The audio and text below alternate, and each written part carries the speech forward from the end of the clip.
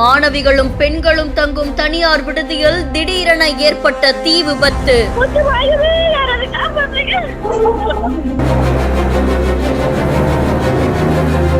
இரண்டு பெண்கள் பரிதாபமா உயிரிழந்தது பலரையுமே சோகத்தில் ஆழ்த்தியிருக்கு.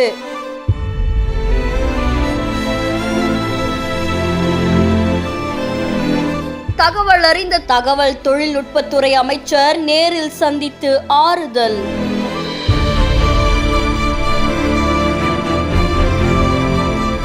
மதுரையில் இருக்கக்கூடிய பெரியார் பேருந்து நிலையம் பக்கத்துல இருக்கக்கூடிய பகுதியில ஒரு தனியார் மகளிர் தங்கும் விடுதி ஒண்ணு செயல்பட்டு வருது.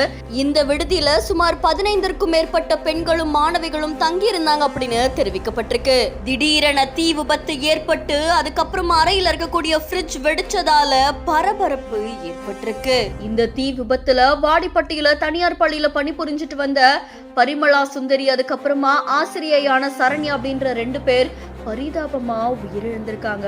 தகவல் அறிஞ்சு வந்த தீயணைப்பு துறையினர் சம்பவ இடத்துக்கு விரைஞ்சு வந்து தீ விபத்துல சிக்கி இருக்கவங்களை உடனடியா மீட்டு பக்கத்துல இருக்கக்கூடிய மருத்துவமனையில அனுமதிச்சிருக்காங்க.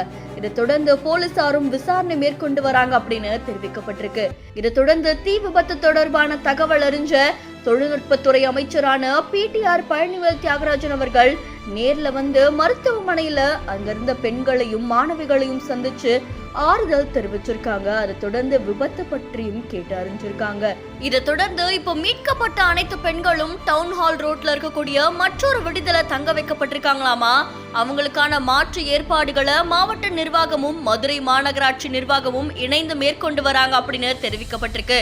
இந்த நிலையில விபத்து நடந்த பகுதியில வருவாய் கோட்டாட்சியர் ஷாலினி அவர்கள் ஆய்வு மேற்கொண்டு வராங்க அப்படின்னு தெரிவிக்கப்பட்டிருக்கு.